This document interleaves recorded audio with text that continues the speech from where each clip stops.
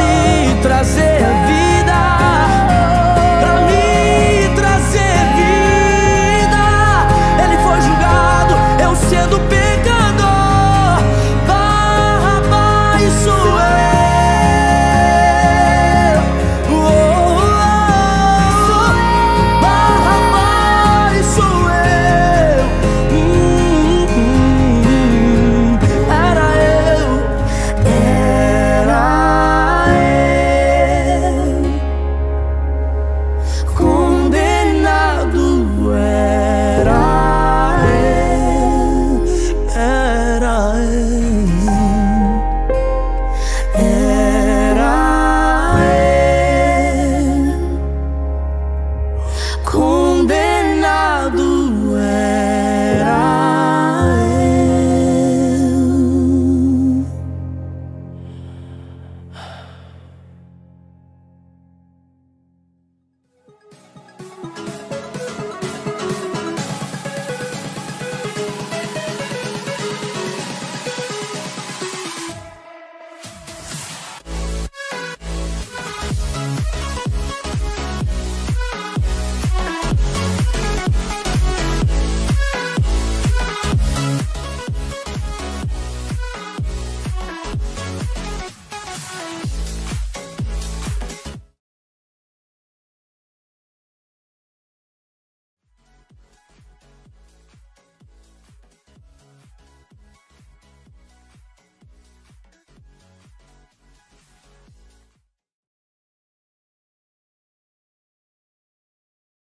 Bom dia, meus irmãos, a paz do Senhor Jesus a todos vocês.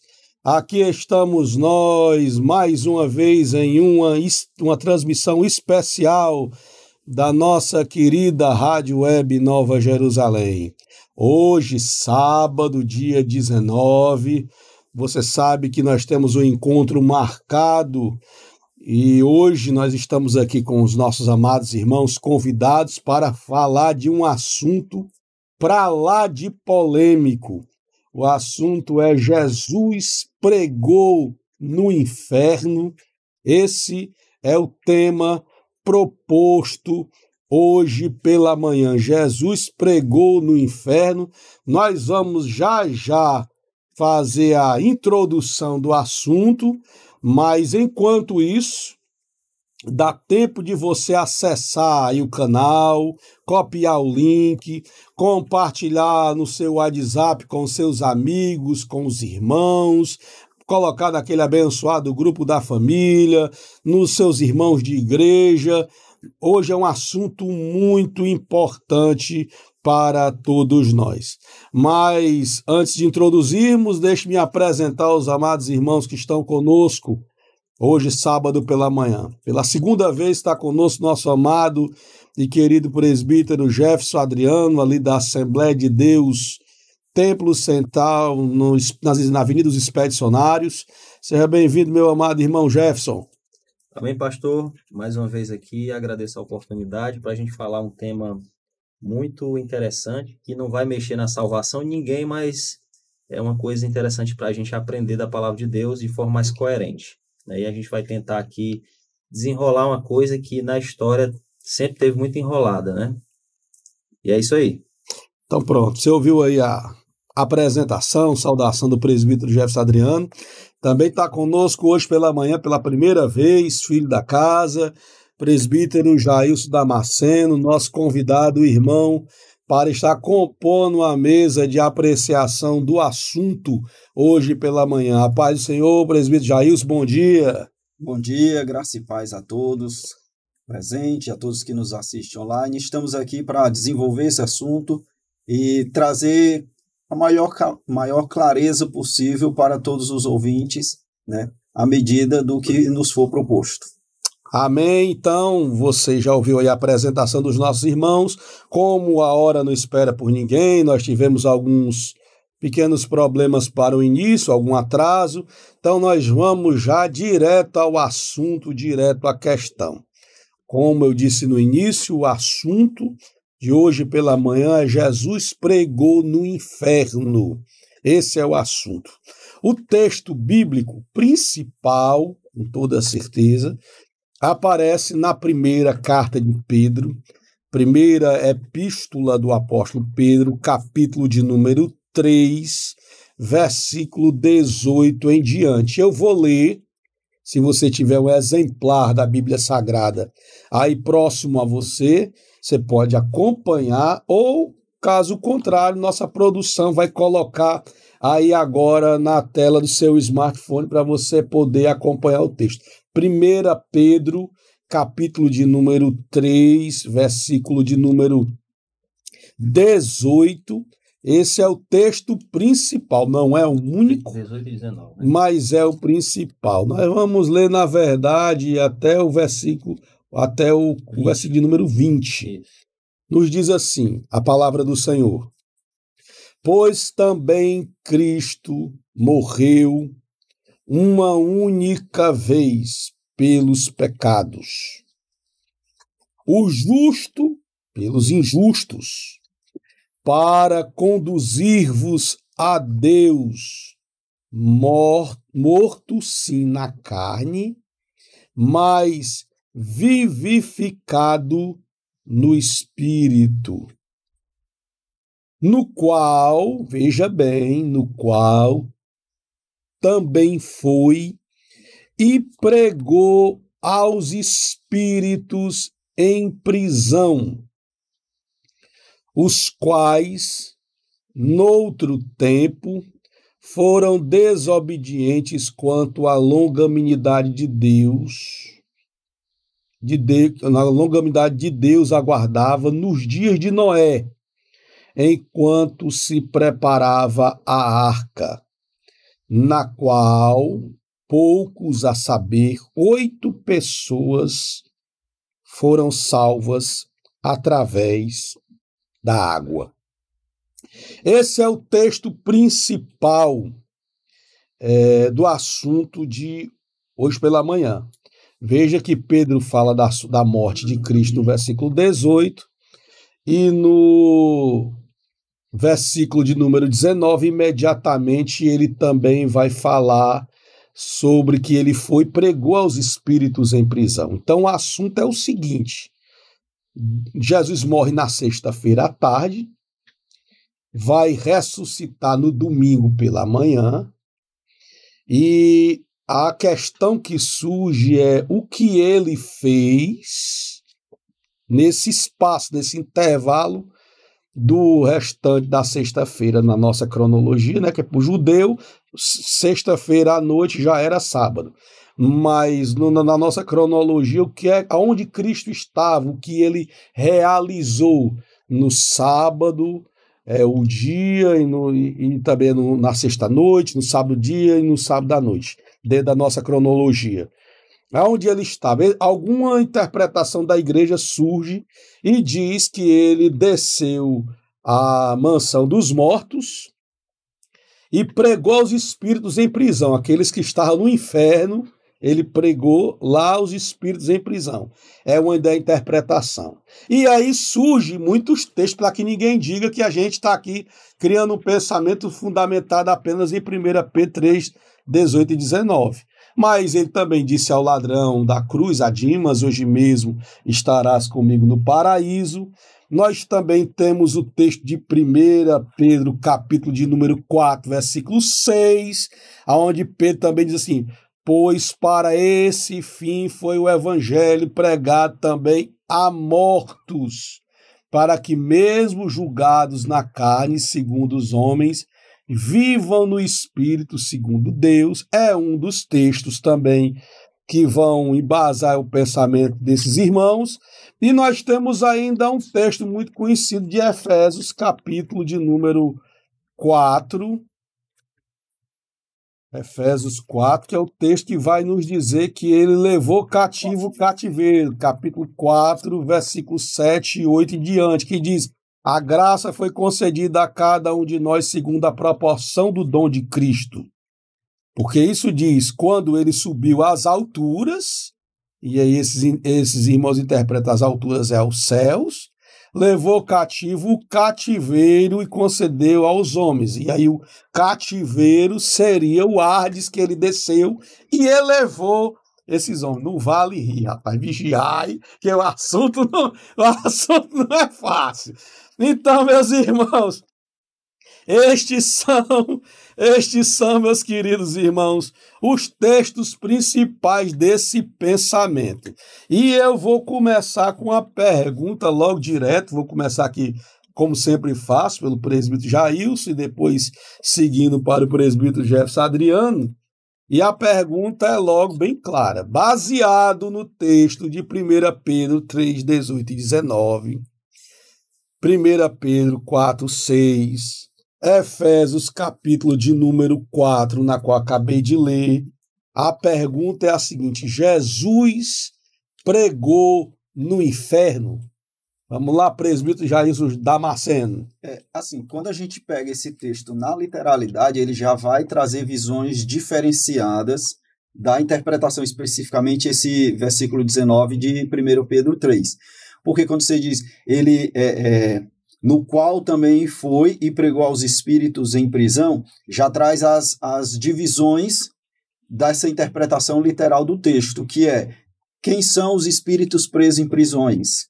Que aí vem as interpretações, nefilins, os anjos caídos, as almas do período pré-Cristo, ou todos os mortos, porque isso vai de correntes diferenciadas de pensamento.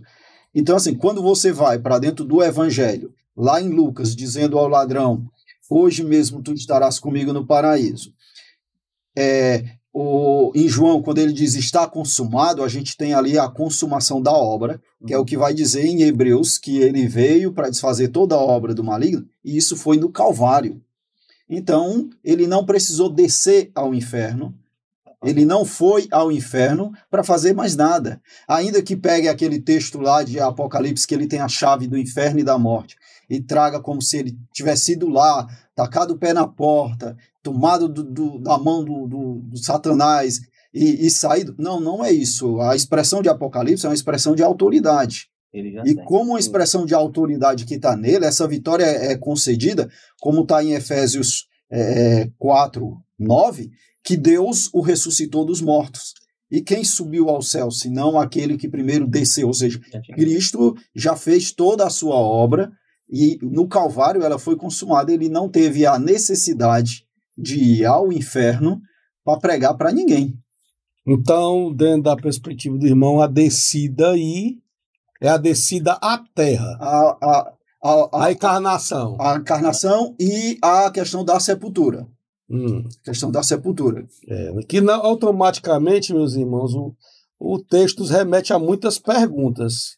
E elas seriam quem são esses espíritos, né? Isso. A gente se pergunta logo. Aonde fica essa tal dessa prisão? Porque eles estavam presos, o texto diz, né? Pregou aos espíritos em prisão. Quando isso ocorreu, também é uma questão preponderante para nós sabermos. Se isso era realmente necessário, a gente pergunta. E se isso dá base à doutrina do purgatório, que é afirmada, se isso dá base para uma salvação pós-morte, se dá margem ao universalismo, que todo mundo, de certa forma, vai ser salvo, é isso que o universalismo prega. Então, são muitas perguntas que surgem realmente sobre esse assunto. Mas eu vou fazer para o presbítero Jefferson Adriano a mesma pergunta que fiz ao presbítero Jailson. Jesus pregou no inferno, se não, por quê? Vamos lá.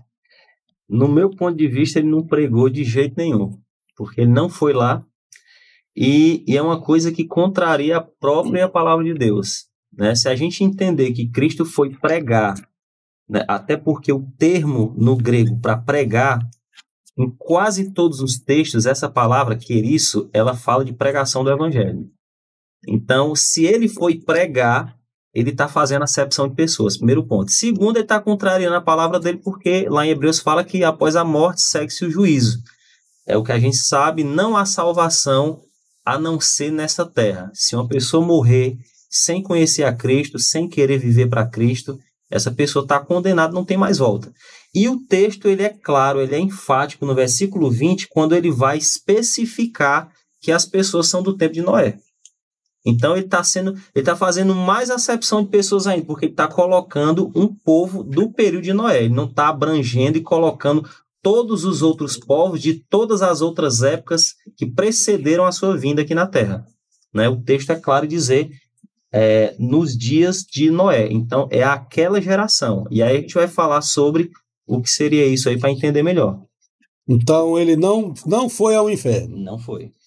Então todos vocês dois concordam com isso. E aí a pergunta então ele foi aonde? Porque dentro do texto fala do caso de pregou aos espíritos em prisão. Sim. Quem era esses que estavam em prisão e aonde era essa prisão? É a pergunta que imediatamente, porque a crença comum, né, mais popular é essa. Para que ninguém pense que isso é uma questão fácil, meus irmãos.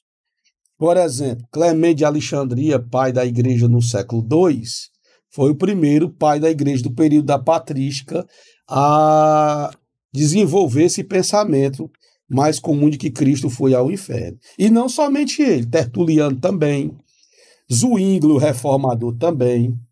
Pós ele você tem Atanásio, Erasmo de Roterdã também, e o próprio Calvino. Esses três últimos, Atanásio, Erasmo e Calvino, vão acreditar na ideia da dupla proclamação, né? Não é uma pregação como Jefferson colocou aí. Mas Atanásio, Erasmo de Roterdã e Calvino, são três grandes teólogos da história da igreja, eles vão acreditar na ideia da dupla pregação, que nós vamos deixar isso aqui mais para frente. Mas eu quero que o ouvinte que está nos assistindo em casa entenda o seguinte, não é uma coisa nova que a gente está aqui falando abobrinha, de jeito nenhum. Os grandes vultos da igreja, já desde o século II, como é o caso de Clemente de Alexandria, já anunciavam acreditarem nisso. Inclusive, até Agostinho é uma ideia absoluta, que é o último teólogo da patrística, do século V para o século VI. Até Agostinho, a igreja vai acreditar que Cristo foi ao inferno. Essas interpretações que nós temos agora mais recentes, elas vêm depois da patrística. E você vê que Zwinglio é um reformador da Idade Média, Calvino também é um reformador da Idade Média, e eles vão acreditar na ideia da dupla proclamação. Então, por exemplo, às vezes eu escuto muito quando os irmãos estão falando sobre o problema do pré-tribulacionismo e do pós-tribulacionismo. Aí ele diz assim, o pré-tribulacionismo surgiu agora. E isso daqui, meus irmãos? E essa questão aqui? Porque eles querem dizer que o pré-tribulacionismo surgiu agora, então não tem valor algum.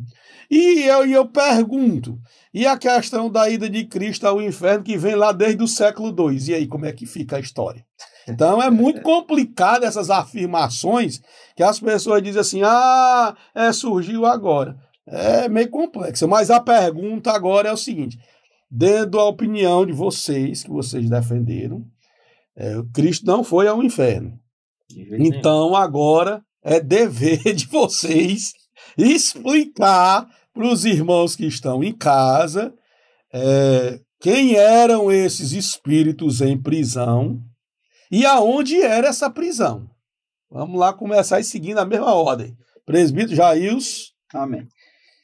Então, assim, dentro de várias correntes de pensamento, você vai ter as divisões. Dentro do que eu, analisando, estudando a palavra, pude observar, em 2 Pedro, capítulo 1, versículo 10, 11, ele vai falar da qual a salvação inquiriram e trataram diligentemente os profetas que profetizaram da graça que vos foi dada, indagando... 1 Pedro, Gelson? 1 Pedro, capítulo 1, 10, 11. Certo. Perdão, pode continuar. Então, indagando que tempo ou que ocasião de tempo o Espírito de Cristo que estava neles indicava anteriormente, testificando os sofrimentos que a Cristo havia de vir e a glória que se lhes havia de seguir.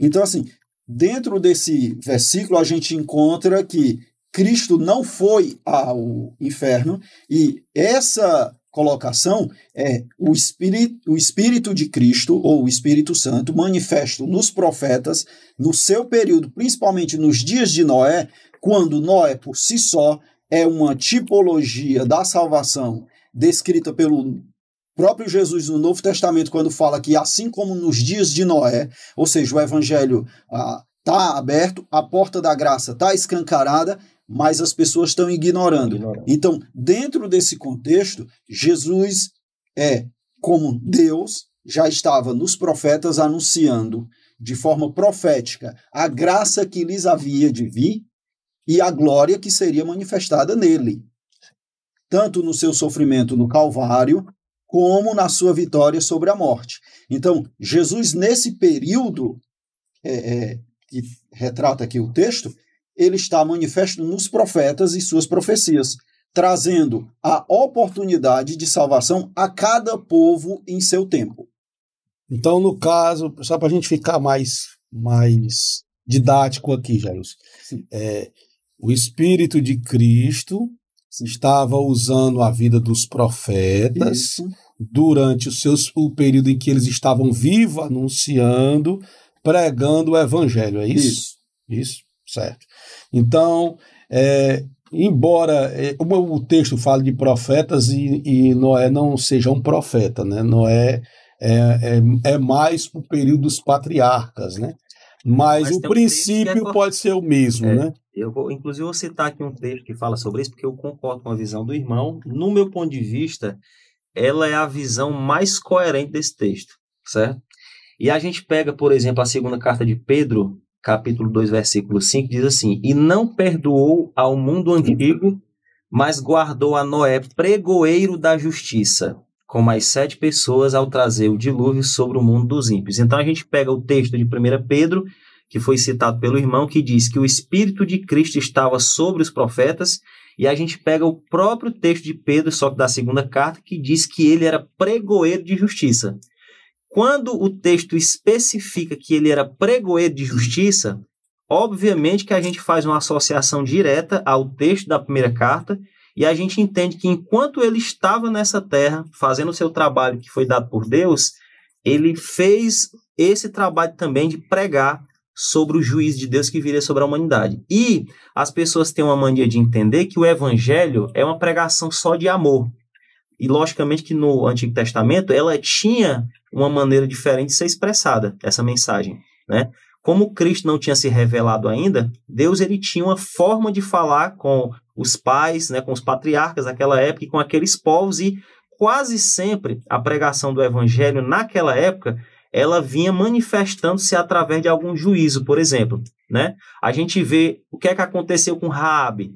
Quando os espias chegaram lá, que ela foi trocar uma ideia com eles, ela mesma falou que sabia quem era o Deus de Israel pelo que Deus tinha feito aos povos que o povo de Israel tinha destruído. Ou seja, ela atribuía as vitórias que Israel tinha tido ao juízo de Deus sobre as outras nações, e ela temia que o juízo de Deus chegasse até a casa dela, até a cidade dela. Ou seja, era uma maneira de Deus pregar, né? Não só falando através do seu povo, mas as ações que ele executava através do seu povo. Então, quando Noé está construindo aquela arca, enquanto ele está construindo, a gente entende que ele não ficava calado. E sempre que ele tinha oportunidade, ele devia trazer alguma mensagem àquele povo. O que a pessoa pode ter de entendimento aqui, assim, achar que é equivocado, é dizer assim, olha, mas essa expressão espíritos em prisão, espíritos para falar de pessoa, só que no Evangelho, por exemplo, e tanto no Antigo Testamento usando o termo, se eu não me engano, nefesh, né, para alma, fala que usa o termo alma para falar de pessoas. Então, espírito e alma é um termo equivalente. Então, se você for falar de uma pessoa e falar o termo alma dentro da Bíblia, você pode estar falando de uma pessoa, né? O texto de Gênesis vai dizer que Jacó entrou no Egito, se eu não estou enganando, com 70 almas. Exatamente. Né? Fora aquele texto também, se eu não me engano, de Ezequiel, né? Fala sobre a alma que pecar, essa morrerá. Essa morrerá. E no Novo Testamento, utiliza também o termo alma para falar de pessoas. Então, quando fala alma e espírito, a gente entende que tem o mesmo sentido nesse texto, principalmente, né? Em prisão, por quê? Porque eles estavam presos ao pecado. Então, quando diz... Olha como o texto é interessante, só para finalizar essa parte aqui. Ele diz assim, ó, no qual... no versículo anterior, no 18, ele diz assim, mortificado, na verdade, na carne, mas vivificado pelo Espírito. Foi vivificado pelo Espírito. Jesus foi ressuscitado por ele, certo? E aí diz, no qual também foi e pregou aos espíritos em prisão. Ele está associando o versículo 19 imediatamente ao 18, ao final do 18, ao Espírito. Então, o Espírito que estava nos profetas, usou os profetas para pregar. Pronto. É simples de entender. E é interessante também de trazer, pastor Alisson, Pode ficar à vontade. a questão do texto de Atos lá, a pregação de Pedro, 2:31, quando Pedro fala que acerca de Jesus, que não foi deixado no inferno, nem seu corpo viu corrupção, porque Pedro ali está citando o Salmo 16, verso do 8 ao 11, naquela pregação dele, né? Então, ou seja, ele já está trazendo um contexto de que Cristo não foi, não desceu, não ficou na sepultura, e o seu corpo não chegou a ver a corrupção, a tal ponto de que nem sequer o corpo dele passou por decomposição. De tão puro, de tão santo que ele era, mesmo ele tendo levado a culpa, mesmo ele tendo carregado os pecados, mesmo ele tendo carregado a nossa imundícia, ele continuou santo. Sim. Ele continuou santo. Então, assim, ele não tem essa necessidade da gente buscar onde Cristo mergulhou no inferno, foi nessa... Não, o que acontece? O final do versículo 18, que fala do Espírito que vivificou a Cristo, também foi o mesmo Espírito que pregou aos que estavam em prisão. Ou seja, lá no tempo dos profetas, nos dias de Noé, ele usou a mensagem do dilúvio, porque no verso seguinte vai dizer que esses foram salvos pelas águas. Esses foram salvos pelas águas. Né? E aí está falando do modelo de salvação do dilúvio, né? Porque também aí, se a gente entrar, já abre a questão das interpretações da salvação batismal, né? Uhum. Pronto, e aí já é outra questão, né? É outra questão, vamos parar aqui. Mas, meus irmãos, então até aqui, vocês foram unânimes em concordar que Cristo não pregou no inferno, não desceu ao inferno. Vocês contradisseram o pensamento da patrística, nós vamos já chegar lá, eu vou descer para lá, né? Mas... em segundo, vocês concordam que Cristo não pregou no inferno. E em segundo, vocês expuseram que a forma que a pregação foi anunciada, né, pelo Espírito de Cristo, por intermédio dos profetas, anunciando aos espíritos em prisão, que seriam as pessoas presas no pecado, durante estavam vivos no tempo de cada um dos profetas e patriarcas. Eu acho que essa resposta ela já traz até luz para a exposição do versículo 6, né? O evangelho pregado aos mortos, né? Mortos para quem está escrevendo, né? Mortos para, no caso, quando Pedro escreveu, né? Então, essa ideia do Espírito Santo tá usando, o Espírito de Cristo usando os profetas, usando os patriarcas, mostra que uma explicação para o texto de 1 Pedro 4,6, porque quando Pedro escreveu, de fato, eles estavam mortos. Mas vamos tentar agora juntar isso com a questão do texto de Lucas 16, que é a questão do rico e Lázaro. Né? Vamos lá. Jesus disse ao ladrão, Jesus disse ao ladrão, o ex-ladrão, né? Que até hoje a gente já chama o bichinho de ladrão, ele se converteu, né? Ele se converteu. Mas Jesus disse ao ex-ladrão, segundo a tradição da igreja, chamado de Dimas: hoje mesmo estarás comigo no paraíso. Dentro da interpretação do texto de Lucas, o paraíso, aonde estava Lázaro, o seio de Abraão, né, que é uma forma mais judaizada de se referir ao mesmo lugar, o Lázaro estava no seio de Abraão. Aí ele faz uma descrição de um abismo e faz a descrição do rico atormentado nas chamas, no caso, num lugar de condenação no inferno, né? E aí surge a interpretação da dupla proclamação. Cristo desceu ao paraíso, sim ou não?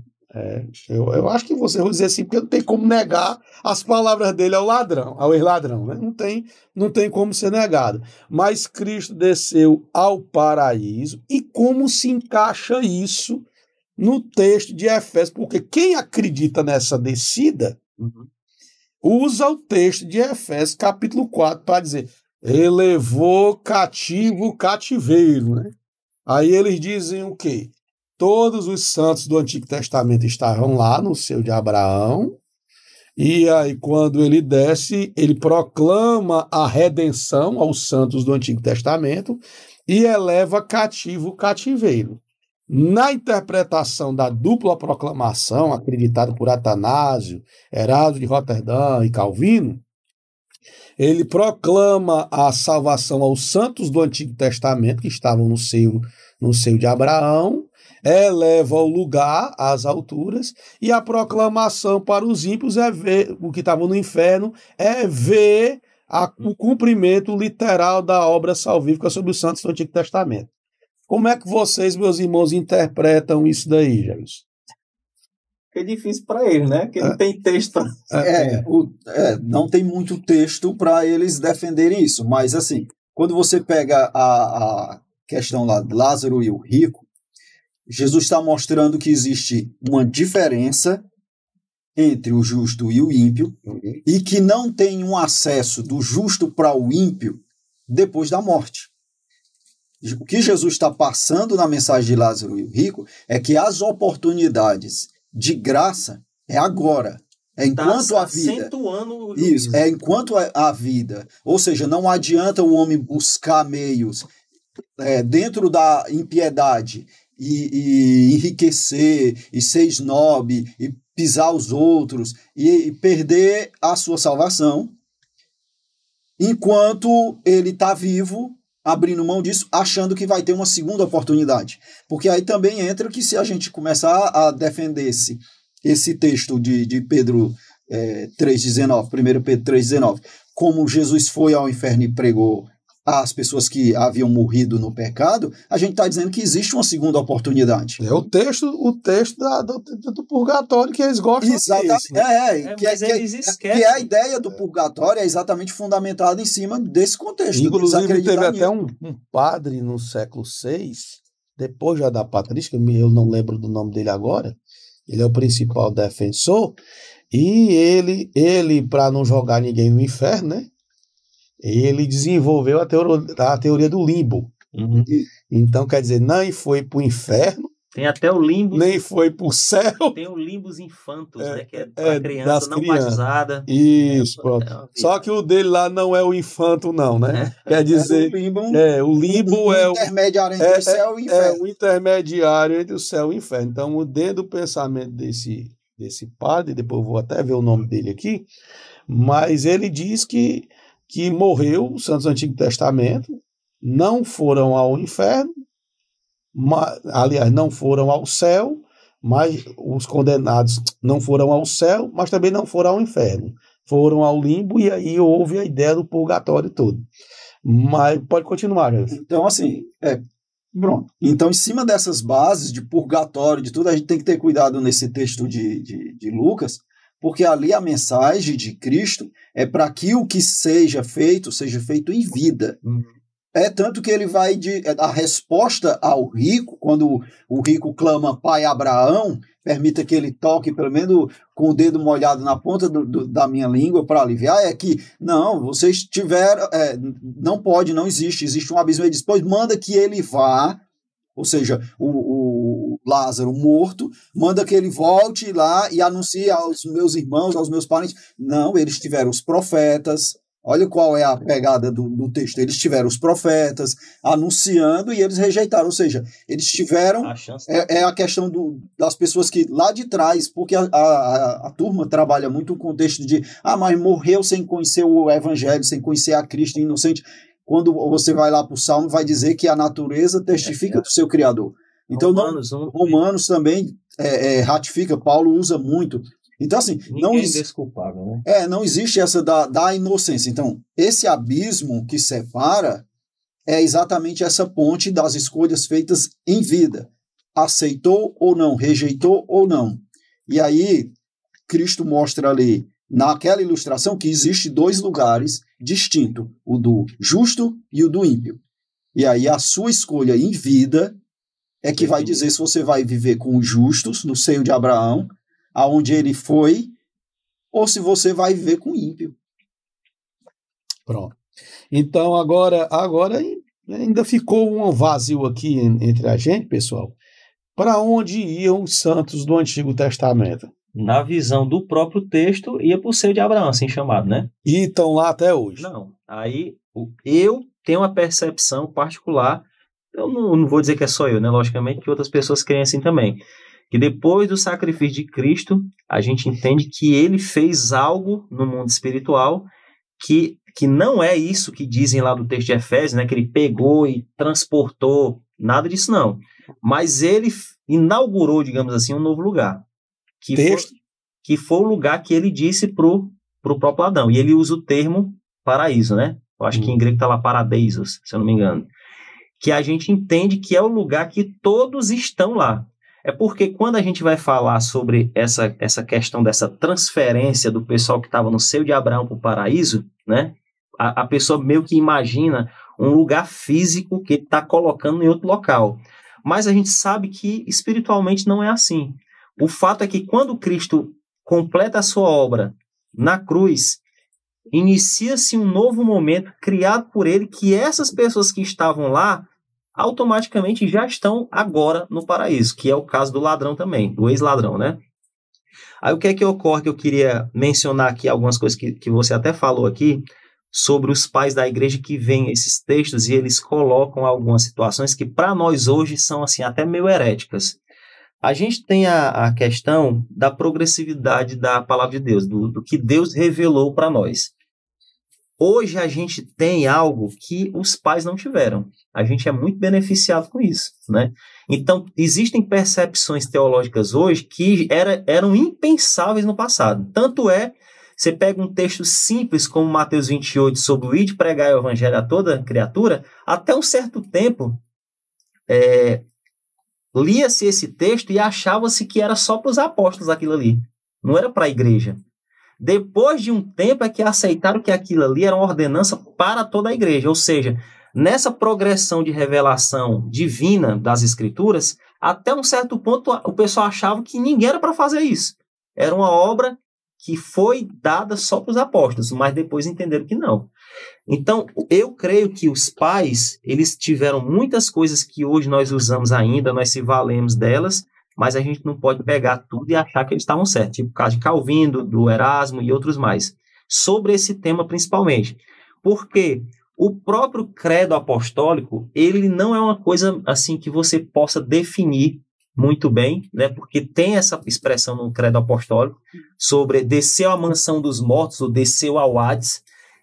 Teólogos dizem que houve uma inserção desse termo lá no credo apostólico e muitos dos pais, infelizmente, usavam o credo apostólico como uma coisa extremamente inspirada, mas não é totalmente inspirado porque não está na Bíblia. Os princípios do credo apostólico estão na Bíblia, mas ele não está literalmente como o próprio Atanásio escreveu, né? Tem lá o credo escrito por Atanásio, mas a atribuição, no geral, não é só dele. Eu estou aqui só tentando resgatar um pouco de algumas coisas aqui para a gente entender melhor. Então, o que é que acontece? Eles se basearam no credo apostólico, primeiro ponto. Por isso que eu acho que foi um pouco complicado as visões de Calvino e dos outros que foram citados aqui. Aí eu não levo muito em consideração isso. Outra coisa é porque o texto é claro. Ele especifica quem são as pessoas, que é do tempo de Noé, então ele está falando de um assunto específico. E outra coisa muito clara é que Cristo, ele disse para o ex-ladrão, estarás comigo no paraíso. Como é que Cristo vai descer ao um suposto inferno, né? Que inferno é até uma palavra polissêmica, ela tem vários significados, mas como é que Cristo vai descer se ele disse que ia para o paraíso? Qual é a lógica disso?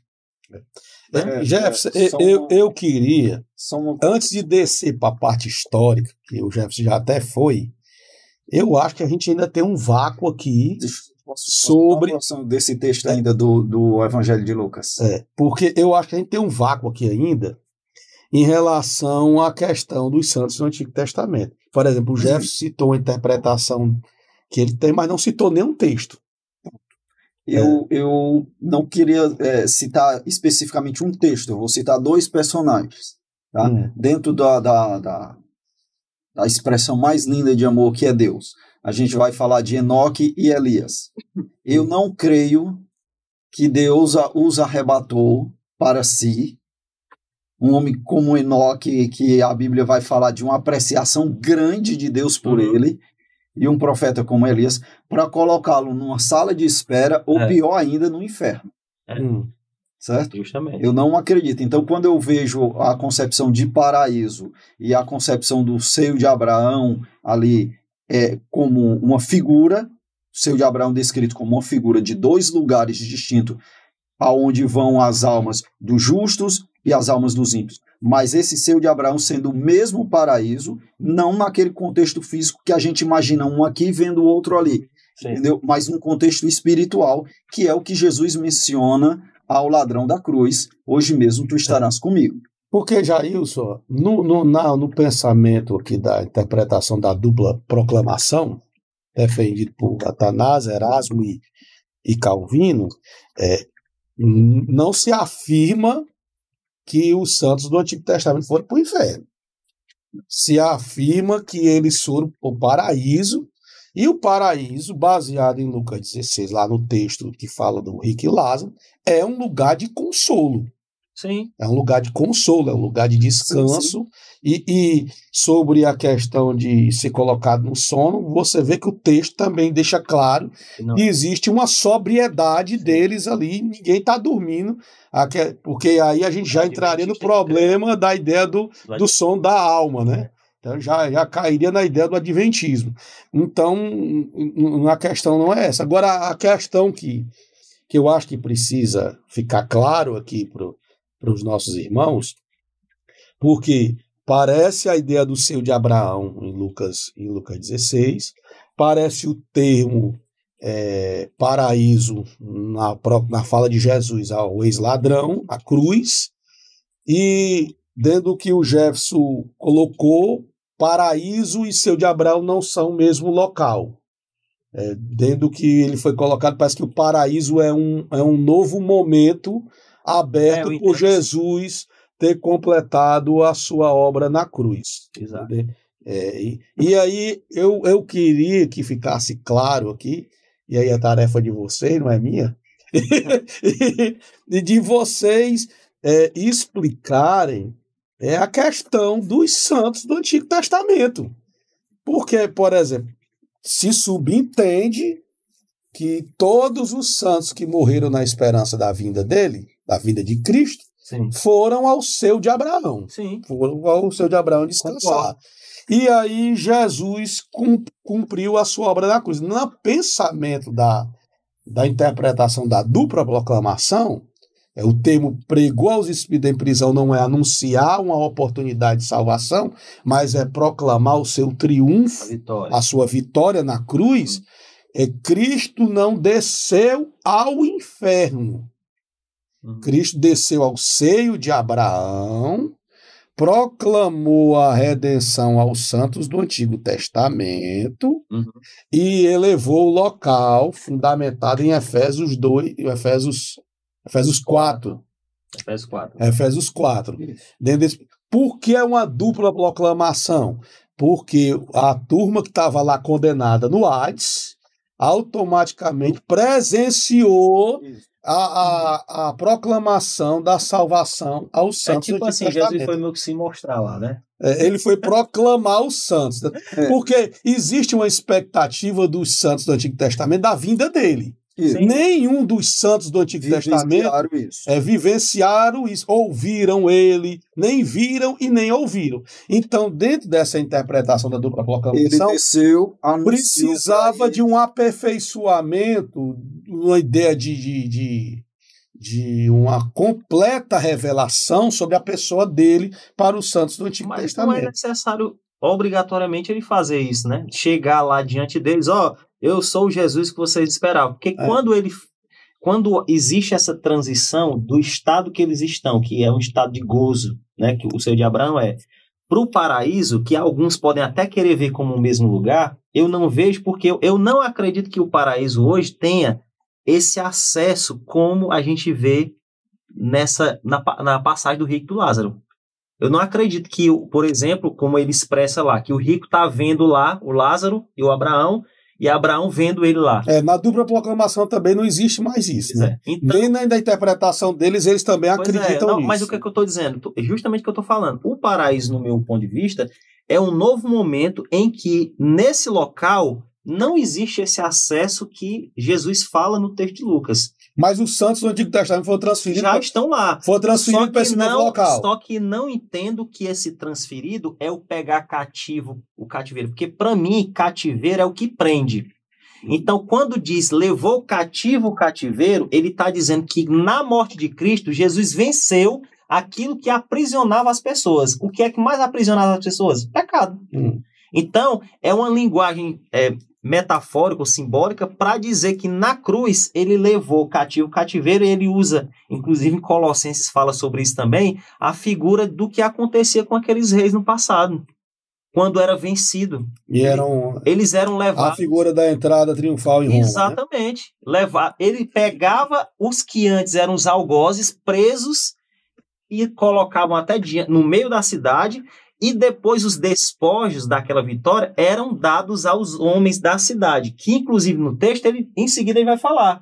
Ele diz assim, e ele deu uns para apóstolos, ele vai dizer, aí ele usa essa expressão aqui, esse texto, para falar dos dons que Cristo deu à igreja, né, comparando com os despojos que eram dados ao povo na época. Então, só para o pessoal entender melhor, quando um rei vencia outro, ele pegava o rei e o povo vencido, levava cativo aqueles que antes faziam o povo dele de cativo. Levavam cativos, colocavam no meio da cidade. Inclusive tem uma passagem bíblica que fala sobre isso, se eu não me engano, é o texto que fala do profeta Eliseu, não é isso? Que num certo momento eles levaram um povo preso e até pediram para dar pão e água para eles, para alimentá-los, não matá-los, queriam matar, mas eles disse, não, alimentem eles, não vão fazer isso aqui. E aí, nesse caso dessa figura que eu estou colocando relacionada ao texto de Efésios 4, a partir do 9, é que Cristo está pegando essa figura e fazendo uma comparação com o que ele fez. Ele revela ao apóstolo Paulo o que ele fez. Ele tirou o domínio de Satanás, que era o cativeiro que aprisionava as pessoas, e a partir desse momento ele fez o que era feito no passado. Ele leva o povo a um novo estado e ele também pega os bens que era desse outro povo e ele distribui para o seu povo, que no caso aqui ele usa os bens como sendo os dons que ele deu para a igreja. Aí ele fala aqui do apóstolo, do profeta, evangelista, ele vai citar. E aí, o que é que acontece? Se a gente pegar esse texto aqui e folhear, baseado nessa visão de inferno, logicamente que vão fazer uma associação, porque diz que ele desceu. Só que diz assim, ele subiu, que é senão que também tinha descido às partes mais baixas da terra. Ele está falando no texto aqui de coisas que, no meu ponto de vista, são simples de entender. Da encarnação de Cristo, da morte de Cristo, da ascensão de Cristo. Só isso. Agora, Jefferson, uma das regras da hermenêutica bíblica, por exemplo, esse texto que você citou das partes mais baixas da terra, né? Sim. Que aparece no texto de Paulo, Efésios capítulo 4. Lá, quando Paulo está escrevendo aos Filipenses, e é o mesmo autor, né? Que é o apóstolo, ele fala acerca da autoridade e do poder do nome do Senhor Jesus. Ele diz o quê? Que não há no céu, nem na terra, e nem embaixo da terra. Certo. Qual outro nome? É Filipenses. Filipenses o quê? Filipenses, capítulo de número...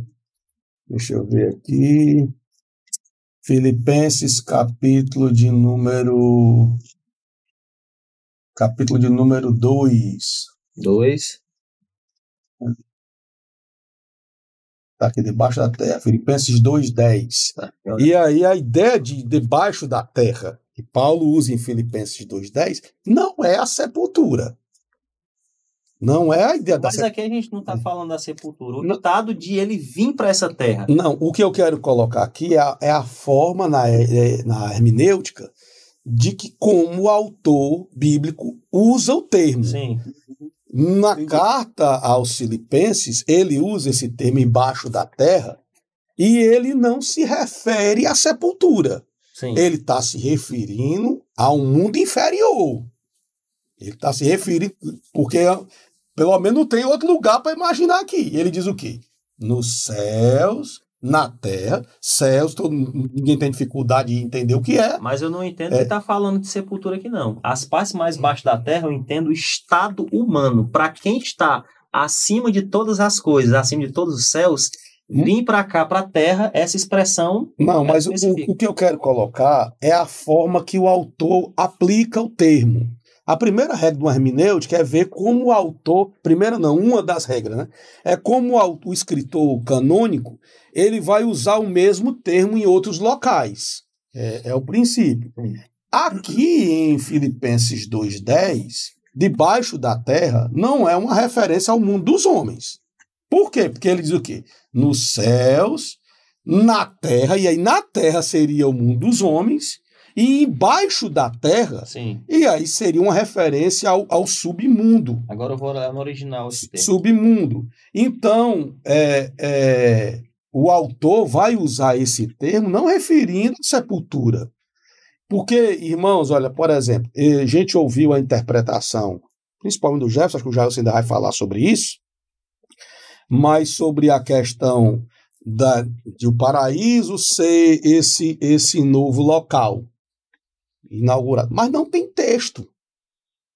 O grande problema é, por exemplo, os irmãos da dupla proclamação, eles usam Efésios 4, que você já falou que não concorda, mas se tem um texto.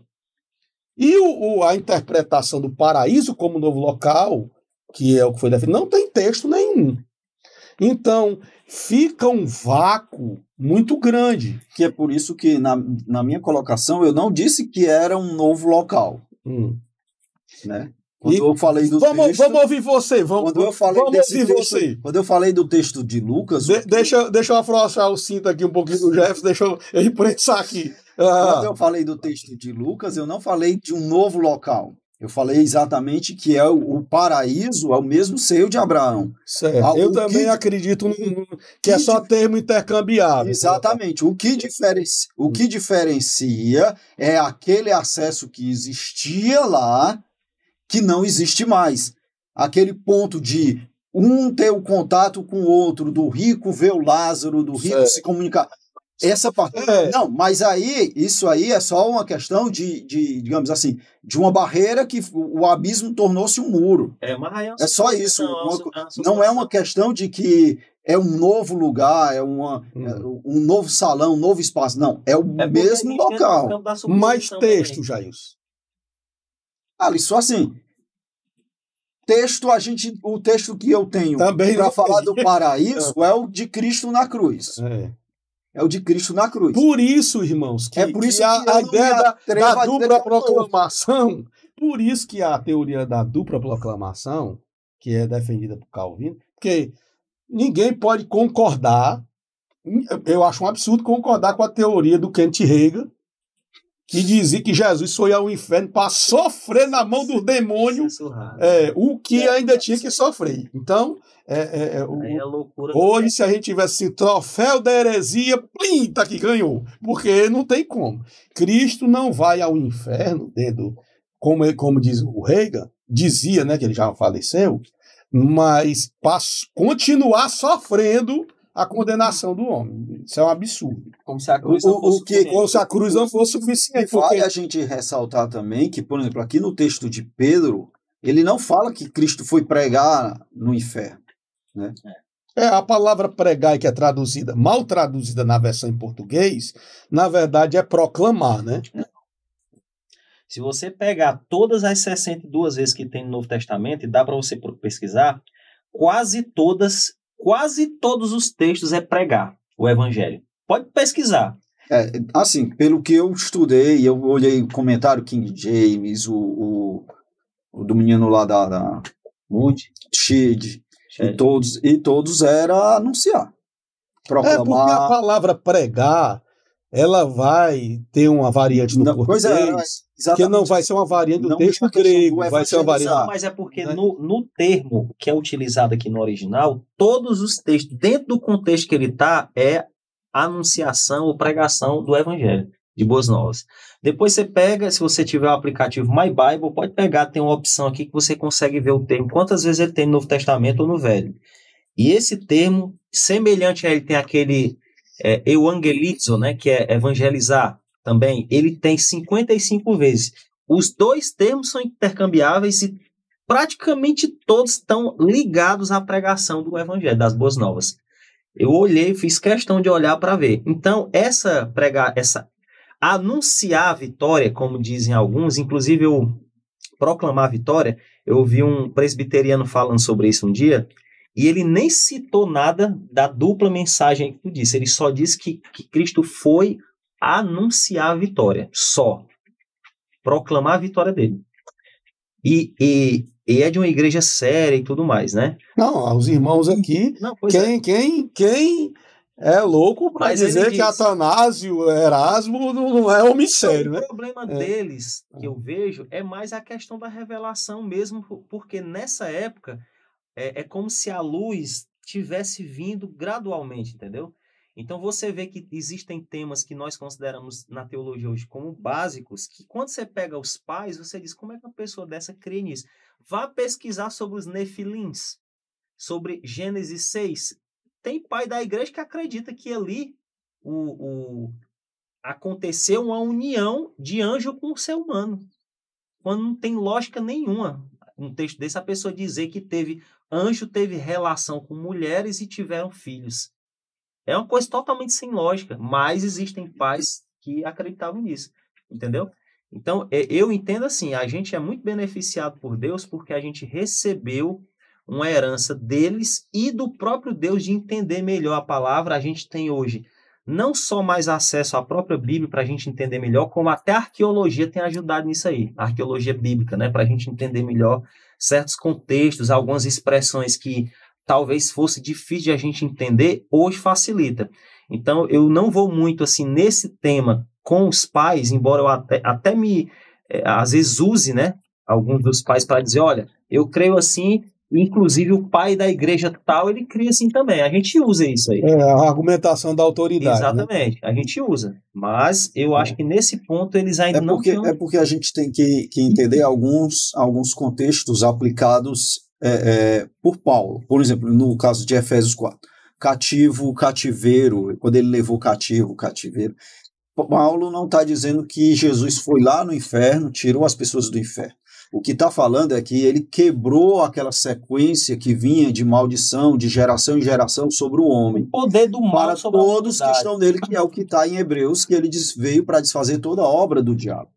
Então, em cima disso, eu tenho que os santos estão lá no paraíso com Cristo, desde sempre, porque o paraíso é o mesmo seio de Abraão. Isso é minha interpretação. Tá? Os santos do Antigo Testamento, todos os salvos do Antigo Testamento, estão lá no seio de Abraão, que é o mesmo paraíso que Cristo anuncia ao amigo na cruz. É o ex-ladrão. Amigo na cruz. Nosso irmão, que ele se converteu. O outro não. O outro desceu direto, passou para junto do rico. Mas aí, enfim, o que é que acontece? Quando Cristo anuncia ali a palavra paraíso, ele está expressando o quão maravilhoso é o local para onde os santos foram, que é esse seio de Abraão, um lugar de repouso, de gozo, de paz, entendeu? Mas eu acho que a questão aqui, já os que surge, é a questão da seguinte, os santos do Antigo Testamento iam para o seio de Abraão, lugar de descanso, repouso. Na presença de Deus, né? Na presença de Deus. Cristo foi para lá com o ladrão. Cristo foi para o seio de Abraão, ou o paraíso como o mesmo termo, na companhia de Dimas, lá, após sua morte. Sim. Proclama a redenção. Isso. Aí, esse lugar, hoje, claro que a gente não está pensando num lugar geográfico, isso, que a gente não tem condição de imaginar uma dimensão espiritual geograficamente. Mas o lugar morreu hoje e vai para lá, mas essa realidade ainda existe? Não. Aquela realidade de contato visual. Não. Mas texto. Tu falou no seu arremesso. Alisson. Porque o texto que tem, meus irmãos, é o texto de Efésios. O texto que tem é o texto de Efésios. Porque, por exemplo, o Jefferson falou da questão histórica do texto. O texto que se tem é esse mesmo de Efésios. O Jefferson falou da questão histórica do texto, que eu concordo, que eu acredito que Paulo faz uma importação de lá, dessa cultura, da ideia do conquistador e os seus conquistados. E aí, dentro do que se interpreta, seria o quê? Os conquistados seriam todos aqueles que pertencem a ele, no caso, né? E a ideia da questão histórica seria só uma importação de pensamento que o apóstolo faz. Porque na teoria da dupla proclamação, Cristo não vai ao inferno. Sim. Não existe segunda chance para quem estava condenado. Sim, com certeza. Não existe Cristo evangelização de mortos. Não existe evangelização de mortos. Não existe sofrimento de Jesus na teoria da morte espiritual de Jesus do Kenneth Hagin. Não existe isso daí, o que dá até para rir mesmo, viu? Mas o que existe é a ideia de que ele desce ao paraíso, proclama... Tira daquele ambiente que tinha aquele contato e eleva a um lugar superior. Eu concordo com isso. Interpretando Efésios. Isso, interpretando Efésios 4. Particularmente eu não consigo ver dessa forma, porque eu vejo Efésios 4:9 como a expressão do texto é dizendo... Não, mas aí tu tá falando do 9, o que subiu, senão o que também desceu. Exato. Mas você pega o texto todo, quando você pega esse texto todo, a ideia é essa mesmo. Eu não consigo ver. É porque... Inclusive, quem quiser depois pesquisar, os irmãos que estão em casa, quem concorda, na verdade, eu concordo com a ideia dele, Dr. Martin Lloyd-Jones, pode ver no seu comentário bíblico de Efésios, que ele vai detalhar em umas 400 páginas isso aí. E ele vai dizer justamente que esse texto aqui de Efésios não tem simplesmente nada a ver com tirar de um cativeiro, levar esse cativeiro, como o pessoal fala, não tem nada a ver com isso. Só quer dizer o seguinte, resumindo o que ele diz. Unicamente, encarnação de Cristo, morte de Cristo e ascensão de Cristo. E olhe que eu também gosto muito do Lloyd-Jones, mas eu acho que essa expressão aí é simplificar demais. Não, eu tô simplificando porque ele é altamente exaustivo que ele escreve, né?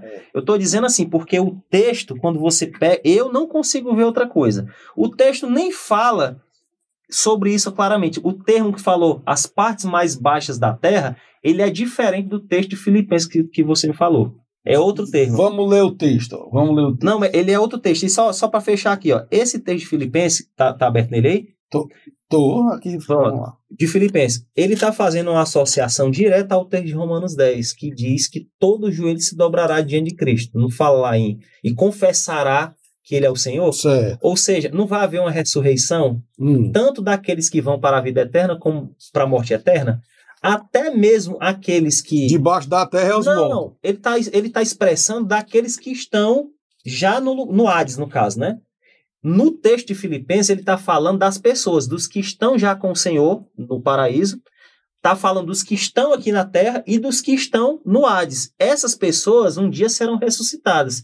E elas... Mas não é justamente isso? É porque o debaixo da terra aqui, que Paulo dá a ideia de 3 dimensões. De três espaços onde tem almas. 3 espaços ocupados por almas. Diferente. O texto aqui, no original, o termo é diferente do que está em Efésios.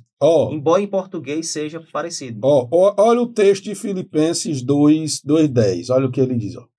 Para que ao nome de Jesus se dobre todo o joelho nos céus, na terra, sim, e debaixo da terra. Sim. Então, a ideia de 3 dimensões está bem clara aqui. Aí está. Aí veja o texto de Efésios 4, versículo de número 8 em diante. Quando ele subiu às alturas, levou cativo o cativeiro e concedeu dons aos homens. Ora, que quer dizer subiu, senão também que havia descido até as regiões inferiores da terra. Mas não é o mesmo termo. Esse termo que você leu agora é catóteros, no original. Mais baixo, no original. É a única coisa que tem dizendo, mais baixo. Agora, Mais baixo da terra como? não, só diz mais baixo. Catóteros, que é a parte que fala aqui, ó, regiões inferiores. Inferiores aqui na nossa tradução é catóteros. Ele diz só que é mais baixo. Vamos para Filipenses. Filipenses 2. Você tinha falado? 2:10, né? Acho que é 2:10. Pronto, vamos lá.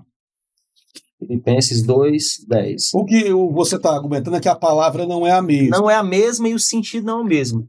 Na de Filipenses, ele está falando justamente do mundo inferior. E aí, a palavra aqui, ó, 2:10. E Jesus Cristo é o Senhor. Cadê? 2:10. Debaixo da terra. Aí já é outra palavra aqui, ó. Olha para você ver como é complexa a situação. Ó. Olha o que o autor da Bíblia Anotada vai dizer sobre o texto de Efésios. Olha só. E ele é um presbiteriano. Hein? Olha o que ele vai dizer. Regiões inferiores da terra pode significar que Cristo desceu ao Hades entre sua morte e ressurreição. Por outro lado, a expressão da terra pode ser uma frase apositiva, indicando que Cristo desceu às regiões inferiores do universo. Isso é a terra. Então, quer dizer, o autor abre a possibilidade dos dois pensamentos. Quer dizer, ele não usa a questão linguística como fechar a questão. Mas ele não usa por quê? Porque muitos dos pais, como tem esse pensamento, geralmente quem faz uma citação dessa, ele não quer pegar e falar unicamente um ponto de vista, ele quer colocar os demais. Inclusive, tem comentarista que se tiver 4 visões, ele cita as 4. Mas sempre mas a gente sabe que sempre o autor é tendencioso para aquilo que ele acredita. Né? Catatônios, essa palavra de Filipenses. Aí diz que é o quê? Refere-se àqueles que habitam no mundo inferior. Almas de quem já faleceu. De qual texto? De Filipenses. Filipenses usa, por quê? Porque em Filipenses o termo realmente é esse, porque está falando do submundo. Exato. No termo utilizado lá em Efésios, já fala só mais baixo que. Pronto. Ele não diz... Mas mais baixo o que é o quê? O que foi... mais baixo o que é o quê? Porque ele está falando da terra. Mais baixo que a terra. É o quê? Ele está fazendo uma comparação de onde Cristo... Mas aí se você pegar dentro da questão do termo etimológico e você aplicar esse mais baixo que aberto, das duas uma. Ou você está falando do inferno, ou você está falando da sepultura. Mas ele não poderia usar o termo Hades? Não, ele poderia. Mas o que eu estou colocando é que você usando essa colocação que você usou, você só pode aplicar a uma dessas duas coisas. Mas entende. Porque ele já falou do céu, ele já falou da terra, então mais baixo que a terra. Vai ser o quê? Ou ele está falando de inferno ou de sepultura. Só que o texto não fala da morte. Exatamente, o texto não se refere à sepultura. Então, a gente tem que começar a fazer a aplicação do texto dentro do seu contexto. Mas assim, na exegese, irmão, a gente tem que analisar essa questão do termo. Por quê? Porque o próprio apóstolo escreveu as 2 cartas. Se ele vai falar de um tema que tem o mesmo sentido da outra, não tem lógica ele trocar. Porque esse termo que está em Filipenses, ele é claro, ele é óbvio e nítido quando você vê no original e sabe que é o submundo. No outro, não. No outro, você vai pegar e você vai olhar que ele tem um sentido muito mais ligado a essa terra. Eu acho que só o assunto do termo etimológico da palavra eu concordo com o pensamento aqui do autor da Bíblia Anotada. Ele é insuficiente para fechar a questão. Sim. E aí, quando não pode dizer nem que sim, nem que não, fica na coluna do meio. Que eu acho que é isso que ele faz aqui. É por isso que eu coloquei que se usar só o termo etimológico, você vai ter que aplicar ou a um ambiente ou a outro. Não, lógico que a gente tem outras interpretações. Eu estou dizendo assim. Não, eu não falo nem da interpretação. Eu estou falando mesmo se você pegar pelo termo etimológico, como o irmão pegou, e fazer essa aplicação direta, esse mais baixo que, você vai ter que dizer o quê. E esse o quê, que é a terra, ou você está falando do inferno, ou você está falando de sepultura. E aí eu tenho que ver o que é que o texto está falando. Descobri agora uma coisa interessante. Esse termo que fala mais baixo que só tem uma vez no Novo Testamento. É um rapax legômeno. Só nesse texto de Efésios. Só isso. Não existe nenhum outro texto do Novo Testamento aqui, ó. O único texto. A única vez que a palavra aparece. A única vez. A única vez que a palavra geralmente, aparece. quando esses textos são colocados assim. Mas é isso que eu digo, Jefferson. O argumento etimológico é muito simplório. Porque vamos considerar. Se a gente considerar só a palavra, a questão estaria fechada. Isso. E aí eu pergunto: os pais da igreja não conheciam grego? Ao contrário, os reformadores não estaria confuso mais ainda. Vamos pegar. Os pais da igreja não conheciam grego? Conhecia. Os reformadores não conheciam grego? Mas então, será que um homem como Calvino, que é o maior exegese indiscutivelmente do Testamento, daquela época, né? Não tem como negar, não. Embora a gente discorde de algumas coisas. Pois é, aí eu vou crer no calvinismo. Não, claro que não. Mas aí não é uma exegese, é uma interpretação. Exatamente, eu não posso dizer que o Calvino era ruim por conta de uma interpretação dele. Agora, mas você tem na companhia dele, você tem Erasmo do lado dele, que é também especialista em linguista. Você tem Atanásio também, que é um pai da igreja contemporânea. E aí eu pergunto... E você chegar a Agostinho, se você for fechar a questão só por causa do termo etimológico, seria muito fácil. A verdade é que o texto coloca você debaixo de uma tensão muito grande. Mas quando você faz a ligação com Pedro, que a gente leu, que é o tema principal do que a gente está falando aqui, ele sai completamente do texto. Ele não tem ligação nenhuma com aquele texto, porque o fato de ele especificar só as pessoas da época de Noé, ele já desfaz esse argumento. Mas a interpretação aqui, Jefferson, não é uma ligação com Pedro, é uma ligação com Filipenses. Isso. Não. Dentro do pensamento dos irmãos da dupla proclamação. O que está falando aqui é do local, do local onde os santos estão. E outra coisa. Onde os santos estavam até a crucificação de Cristo. Eu ainda vou piorar mais um pouquinho aqui a situação. A gente já está até com mais de uma hora aqui falando, né? Mas eu vou piorar um pouquinho a situação aqui ainda. Eu estou até com medo que a gente está subindo muito o nível da coisa, mas, irmãos, é a questão da mudança do uso da palavra Hades.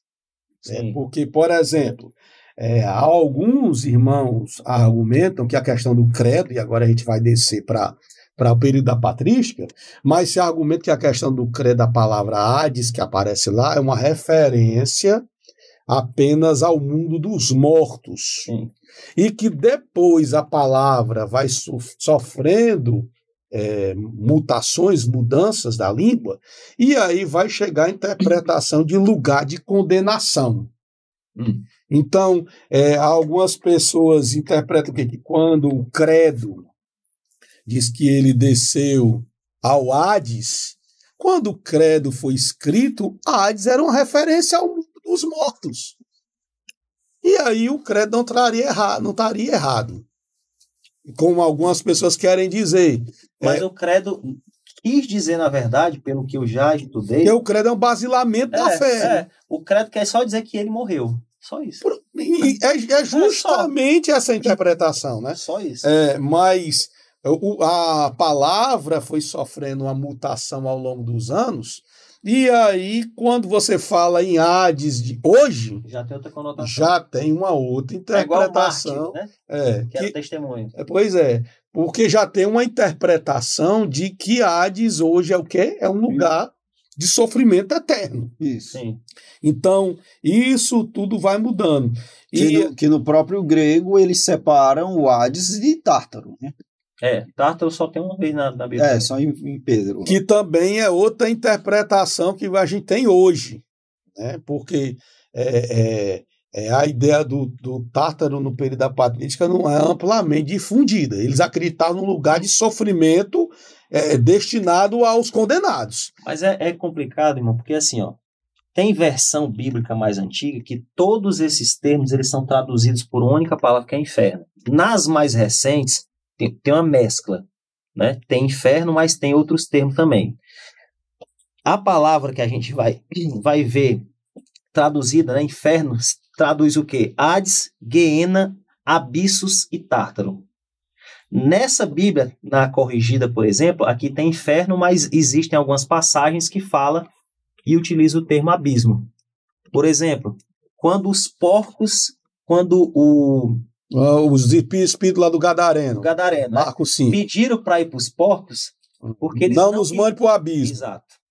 Esse abismo aqui é um lugar, quando você vai ver, por exemplo, na descrição do Strong, do dicionário, fala que é um lugar como se não houvesse como esses demônios saírem de lá. O Tártaro, presta atenção, a gente acredita que os demônios estão soltos, a gente acredita, mas a gente não pode negar que existem demônios que estão presos, não sei por quê. Um dia vão ser soltos, que está lá em Apocalipse, Abaddon e Apolion, né? Esse texto que fala dos espíritos que estão presos lá também, de alguns anjos, né, que fala o termo Tártaro, também estão presos lá. E a gente não sabe por que estão presos. Certo? Então, o que é que a gente pode entender? Não dá para ter muita noção, porque não tem na Bíblia, que existem dimensões espirituais que Deus aprisionou alguns anjos por algum motivo. Certo? Certo. Eu entendo assim. Mas o termo inferno, em algumas Bíblias talvez mais antigas, no português está tudo inferno. Só quando você vai para o original pode estar lá Hades, pode estar Guiena, que é o lago de fogo e enxofre, né? Pode estar o Abissos, que é a parte lá que o demônio do Gadareno não queria ir, e o Tártaro também. Então, assim, é uma coisa muito complicada, macho. Não dá para departamentar o lugar de condenação, não. Mas uma coisa é fato. Não dá para... a região do abismo, região do Hades, região do Tártaro. Mas o Tártaro e o Abissos, por exemplo, até onde a gente vê na Bíblia, são lugares que não tem pessoas que morreram, né? É só de tipo de demônios. No caso do Hades, a gente sabe que tem só pessoas, que são os que estão sofrendo hoje, que morreram sem Cristo.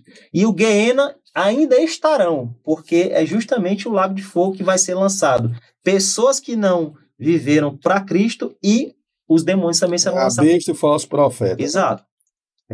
Agora, é interessante, por exemplo, o texto que diz assim: o inferno foi preparado para Satanás e os seus anjos. Qual é a palavra que aparece lá? Eu acho que é Hades. Aí você vê como a situação complica. Deixa eu olhar aqui. O texto de Jesus diz, né? O inferno foi preparado para Satanás e os seus anjos. Mas, meus amados irmãos, vocês já mostraram que vocês não concordam com a opinião da patrística, né? A opinião tradicional, né? Fogo eterno, viu? Fogo eterno. Mas qual é a palavra que aparece? Fogo eterno. É pur aionios. E aionios é eterno, né? E pur, ou pir, é fogo. Não fala outro termo. Não é Hades, não é Tártaro, nada disso, não. Que é Mateus capítulo 25, 41. Já é um termo novo. Fogo eterno. Fogo eterno é eterno, né? Não, mas o que eu digo... Não, mas ele está falando é que é um termo diferenciado de que foi colocado. É um termo que aparece exclusivo. Sim, mas tem outros textos no Novo Testamento que usam essa expressão também. É porque eu tinha me enganado, achava que aqui falava como Hades, mas não fala. Mas, irmãos, agora nós vamos aqui descendo para a parte final. Vocês já falaram que não concordam com a opinião tradicional da questão do período da patrística, né? E a questão de que Cristo vai ao inferno e do Rega eu não vou nem comentar, deixa para lá. Mas essa outra aqui de que ele vai ao inferno também é muito complexa. Mas vocês preferem aderir, só para a gente fechar, a opinião que o Jair colocou, do texto de Pedro, de que o Espírito de Cristo usava os profetas proclamando o período da geração dos dias de Noé. Não só dias de Noé, todas que precederam ele, né? Sim. Certo. E aí o Jefferson já demonstrou também que não aceita a ideia da dupla proclamação. Não. O Jailson, eu também me alinho mais com a ideia do Jailson, mas eu sou a divergência que eu vou ter dele aqui é no sentido de quê? Do paraíso de Abraão, porque para mim, ambos, tanto os que morreram no passado, eles iam para a presença de Deus, certo? E no paraíso, logicamente, também. Agora é porque a gente não entende como se deu isso, essa mudança, digamos assim, né? Porque se a gente fosse olhar num lugar, uma coisa geográfica, vamos supor que aqui ó, é o Hades, aqui é o seio de Abraão e tinha aqui o abismo, certo? Na sua percepção, é como se as pessoas que morreram na nova aliança, depois da morte de Cristo, vieram para cá, mas aí Cristo meio que excluiu isso aqui, passou como fosse um... Na verdade, não é que ele excluiu, é que ele levou isso aqui. Ele pegou isso que estava aqui, paralelo ao aqui o abismo. Isso numa linguagem humana, Isso, né? numa Que linguagem, tentar se entender. Isso, pegar numa linguagem humana. Aqui é o abismo, aqui está o lugar onde está o tormento, e aqui o seio de Abraão. Cristo veio, desceu lá com o ladrão da cruz, Dimas, elevou isso aqui, e não existe mais esse contato aqui. Isso aqui elevou. Que aí eu fico com o Efésios... eu já não consigo ver Efésios fazendo isso aí, o texto dizendo sobre isso. Mas assim, eu entendo o seguinte, se ele está fazendo tudo novo, por que não ter uma nova dimensão, assim como existem dimensões que a gente consegue ver no próprio... Mas a simples presença dele lá já é tudo novo. Eu entendo. Porque os profetas do Antigo Testamento almejavam o momento de encontrar com Cristo. Mas ele e aquele foi o momento. Mas eles não vão encontrar. Eles encontraram já. Não, né? Pois é. Essa maneira que o irmão está falando, Cristo já chega num lugar feito. Inclusive, eu já escutei, eu não me recordo quem foi, mas já escutei teólogos falando que o ladrão da cruz inaugurou um novo local. Certo? Depois eu até posso passar para vocês aí também, para não ficar só nas minhas palavras, porque eu sei que é um tema complexo, mas eu entendo que é uma dimensão nova, semelhante à que já existia, muito semelhante, e que todos estão lá juntos agora. Irmãos, olha, eu acho que a gente tem que ter muito cuidado com essa ideia de pregador. Baseado no que o irmão está falando, eu fico com o texto de João.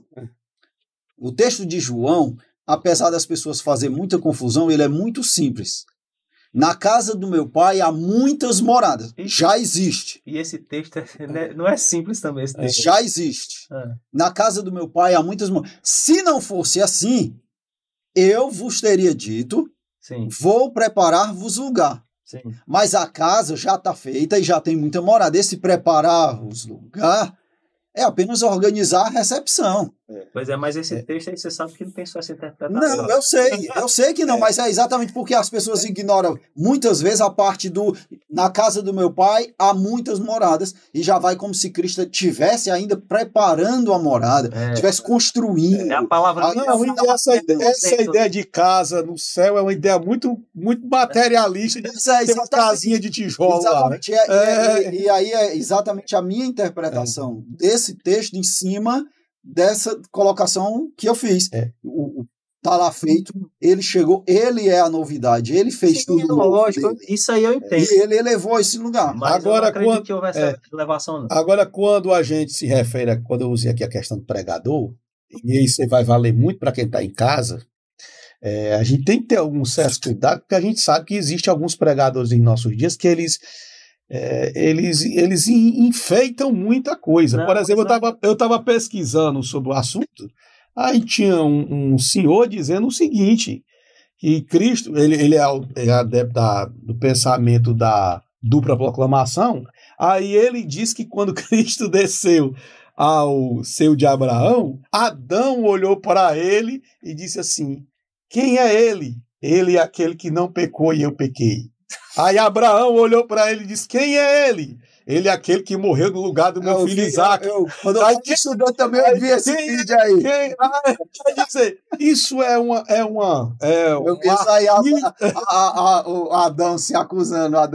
Isso é um artífice que os pregadores usam no púlpito e que a maioria dos irmãos que não tem uma aplicação teológica, não é mais aplicada ao estudo da teologia, acha que isso é verdade.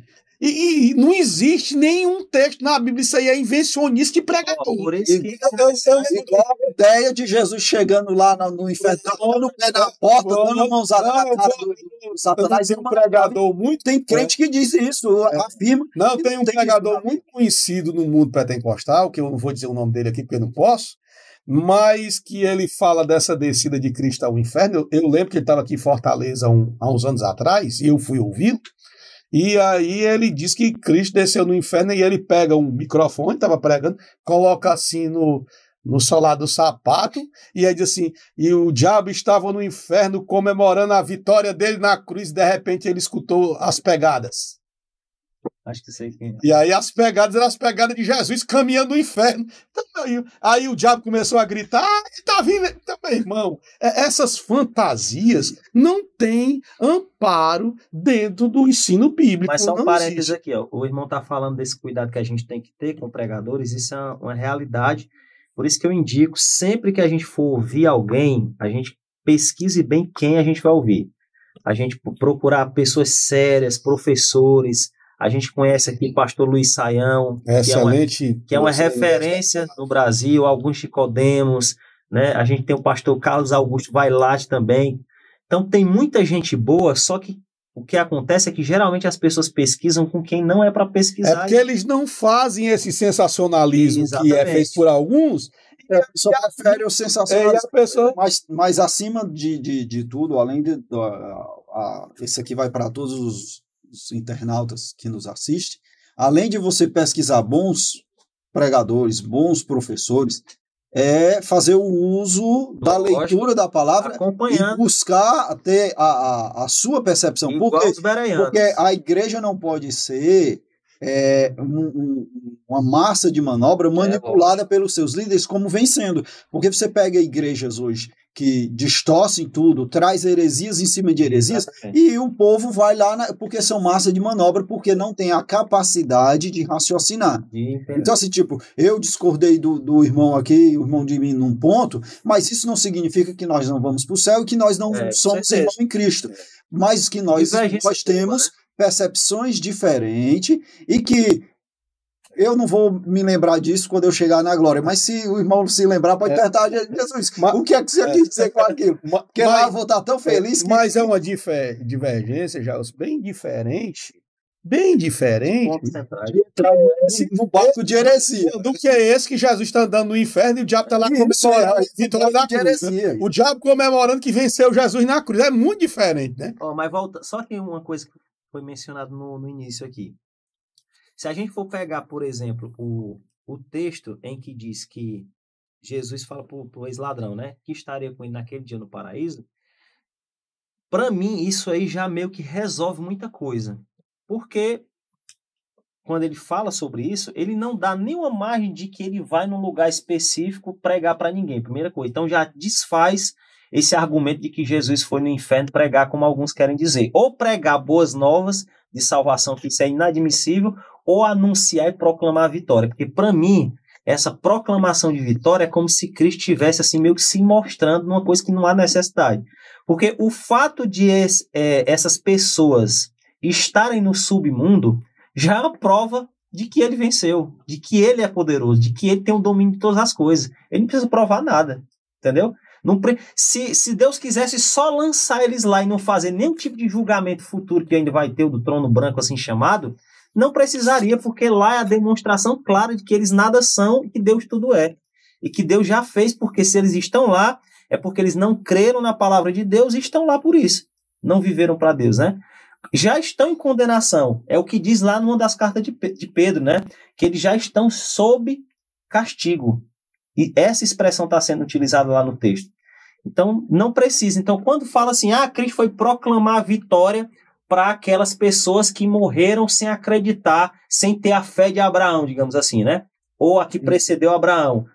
Não tem necessidade.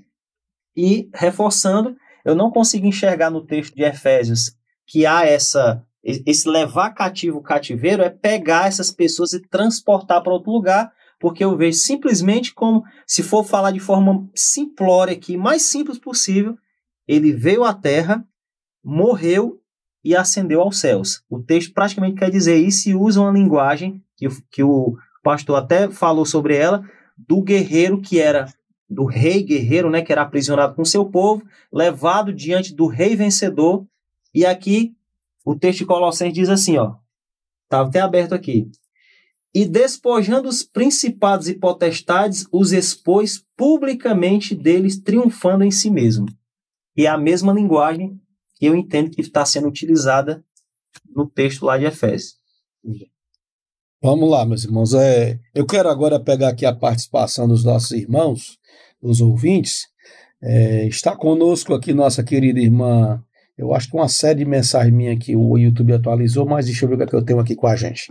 Está conosco nossa amada irmã Marlinda Rodrigues, ela manda um bom dia, manda a paz do Senhor a todos os irmãos, manda a paz do Senhor ao irmão Jailson, manda a paz do Senhor a mim. Está conosco também o nosso presbítero Marcos Benício, ele manda a paz do Senhor a todos os irmãos. Lúcia Dias também conosco, Lúcia Dias também glorifica a Deus, coloca amém.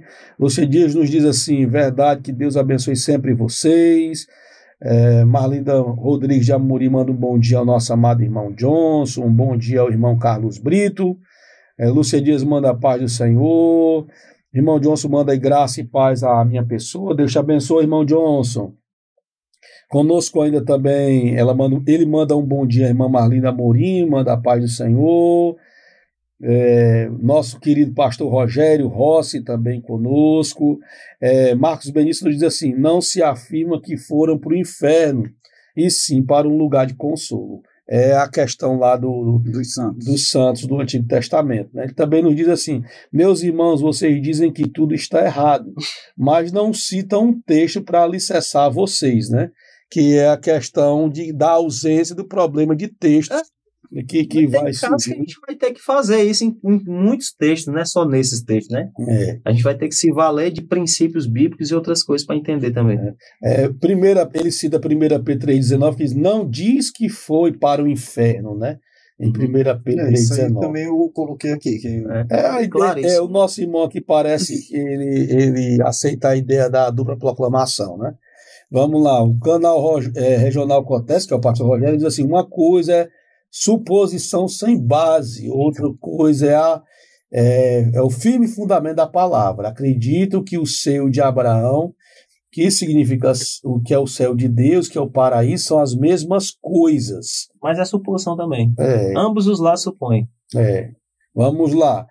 Rogério também nos diz assim, as interligações estão fora do contexto bíblico. Aí não dá para a gente saber qual é o ponto que ele já está falando, né?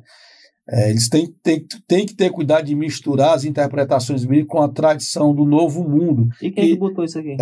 Aqui não foi colocado, é que a versão Novo Mundo interpreta lá o problema do ladrão, né? Que a gente falou da outra vez. Hoje mesmo, como é que tá lá aí? Te digo hoje, estarás comigo no paraíso. Quem sabe um dia, né? Interpretação do Novo Mundo. Ninguém nem falou nisso, irmão. Totalmente equivocada, né? Ele também nos diz assim, muito melindroso, deixa eu ver aqui, vamos lá. Marcos Benício nos diz assim, Cristo não voltou de mãos vazias, tens seus méritos pelo sacrifício. Ele está interpretando o texto de Efésios, sim, e ele concedeu dons aos homens, né? A palavra proclamar, querussos, que ele tá queriços, que foi usado aí pelo Jefferson, foi apresentada por ele, né? Despojo, dons. Ele está tentando fazer uma exegese de despojo de dom, queriço é pregação. Não, ele está fazendo a questão da exegese da palavra de texto de Pedro, né? 1 Pedro 3, 18 e 19, e quando vai falar de dons, ele está já em Efésios, capítulo de número 2. E concedeu dons aos homens. Aí ele volta de novo, mais baixo que, né? Que é justamente o que o presbítero Jailson apresentou. Eles concordo e insuficiente. Fica um comentário que a gente não tem como saber de que parte da abordagem ele está se referindo, né? Ele diz assim, meu caro amigo Jailson, a paz do Senhor, vamos lá adiante, morada, lugar de habitação, e o restante que a gente tem aqui é do Nightbot, né? Ele bota aqui Marcos bota homilética, mas não tem mais como a gente saber de qual parte da argumentação ele está se referindo. Essas foram as participações dos irmãos que estiveram conosco. Quantos irmãos assistiram com a gente aqui, Ito? Pronto, 80 irmãos participaram conosco da transmissão, da abordagem, né? E agora nós vamos chegar para a parte das considerações finais, Vamos ouvir aqui o presbítero Jair fazendo suas considerações finais sobre o assunto, depois o presbítero Jefferson Adriano. Graça e paz a todos, mais uma vez. Dentro desse assunto que nos foi proposto, Jesus pregou no inferno, a gente pode ter, por conclusão óbvia, que Jesus não foi pregar no inferno. A expressão, ainda que fosse de evangelizar, ela não cabe a esse contexto, porque o inferno já seria um lugar para as pessoas que já rejeitaram todas as formas de pregação.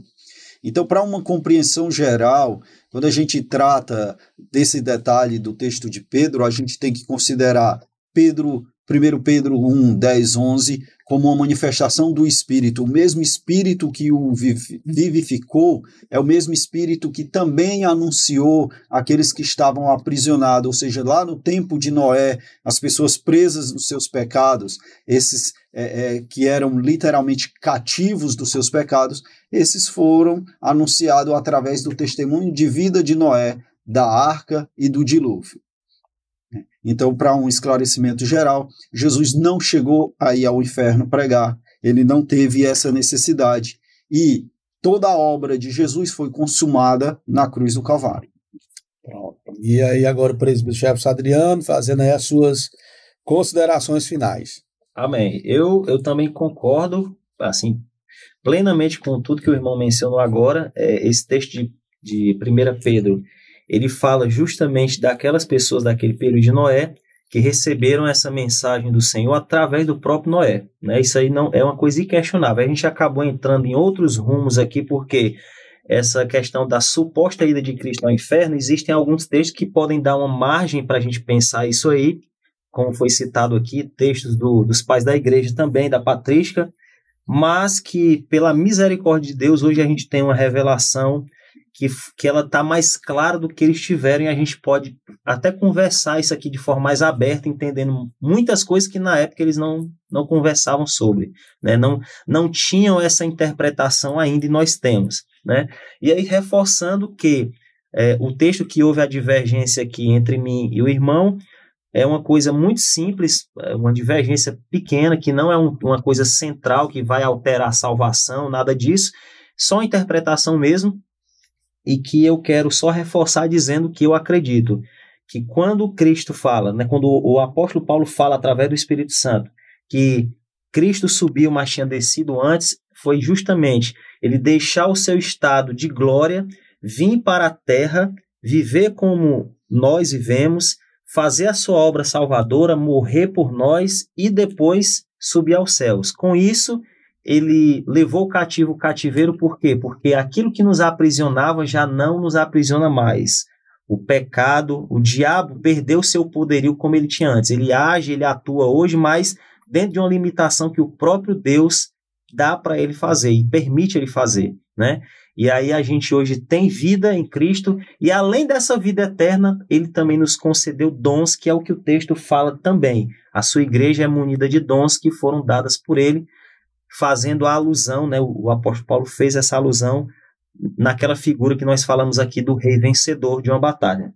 Então agradeço aqui a oportunidade, é sempre bom a gente falar sobre esses temas, porque muitas pessoas às vezes usam esses textos não para acrescentar fé, mas para causar algum tipo de problema e brigas entre si e dentro do ministério, e alguns até se desviam, enquanto nós estamos aqui aprendendo cada vez mais com o Senhor e com os irmãos também, que quando a gente conversa assim, a gente tem mais vontade de estudar, de ler mais a palavra de Deus para entender melhor. Amém? Então pronto, você ouviu aí a opinião, o parecer final aí dos nossos irmãos. Nós somos agradecidos à presença de todos eles. Eu quero dizer a vocês que os nossos irmãos aqui vêm, não tem cachê não, viu? Não tem cachê não, viu, Jair? Porque talvez alguém pense, né? Então, aqui se tiver cachê... Tá deixando ele trabalhar. Os nossos irmãos vêm voluntariamente servir a Deus, servir a igreja, e a nossa oração é que Deus recompense e abençoe a vida de cada um deles. Também quero agradecer aos quase 80 irmãos que acessaram o canal durante aí Pronto, 84 irmãos que acessaram o canal durante a transmissão. Muito obrigado pela audiência de cada um de vocês. Que Deus abençoe a vida de cada um abundantemente no nome de Jesus. Lembrando a vocês que esse encontro ele fica gravado na biblioteca da rádio. Esse e os outros que já houve atrás, nós já falamos sobre o lugar intermediário dos mortos, já falamos sobre vários assuntos aqui, e você pode acessar a biblioteca virtual da rádio no canal aí do YouTube. É só você clicar em cima do canal, no símbolo do canal, acessar a parte de vídeos ao vivo, e aí você já vai ter 150 programas gravados no canal da rádio para você assistir quantas vezes quiser ou para você compartilhar com seus amigos e irmãos. É muito bem-vindo. Queria pedir que você não saísse sem deixar aquele likezinho especial para a rádio. É muito importante a participação de você. Você compartilha, se inscreve no canal e você está abençoando o nosso projeto no nome do Senhor Jesus. Nós estamos nos despedindo já. Daqui a pouco a transmissão da rádio está de volta no Clamor do Meio-Dia, mas que Deus abençoe a vida de todos vocês. Muito obrigado e que Deus abençoe no nome do Senhor Jesus. Amém.